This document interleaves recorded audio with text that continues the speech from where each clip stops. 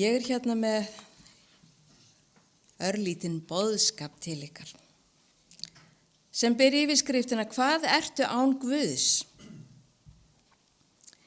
Þegar Guð vildi skapa fisk, talaði hann til vatnsins og þegar Guð vildi skapa tré, þá talaði hann til jarðarinnar.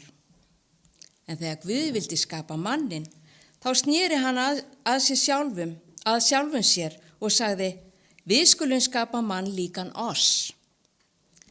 Taktu nú eftir. Ef þú tekur fisk úr vatninu, þá deyr hann. Og þegar þú tekur tré frá moldinni, þá deyr það einnig. Svipað er það þegar maðurinn slítur sig frá Guði, þá deyr hann. Guð er okkar náttúrulega umhverfi. Við vorum sköpuð til að lifa í nærveru hans. Við verðum að vera tengd honum vegna þess að lífið er í honum. Mundu að vatn án fisks er bara vatn, en fiskur án vatns er ekkert. Mold án trés er bara mold, en tré án moldar er ekkert. Guð án mannsins er ennþá Guð, en maðurinn án Guðs er ekkert.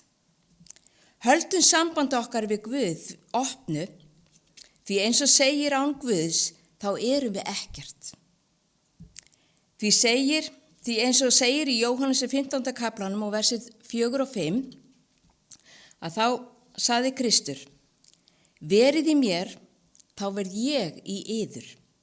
Eins og greinin getur ekki borið ávöxt af sjálfri sér, nema hún sé á vínviðnum, eins geti þér ekki heldur borið ávöxt nema þér séuð í mér. Ég er vínviðurinn, þér eruð greinarnar. Sá ber mikinn ávöxt sem er í mér og ég í honum, en án mín geti þér alls ekkert gjört. Það er nefnilega málið, vinir, að við erum ekkert án Guðs.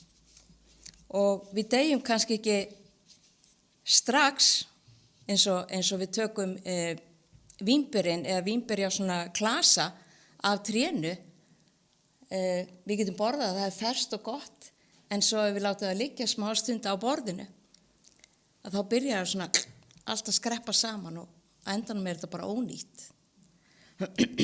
En og ekki listugt, og þannig erum við mennirnir án Guðs, þá höfum við í rauninni ekkert, við erum ekki listug, þá má eiginlega segja það.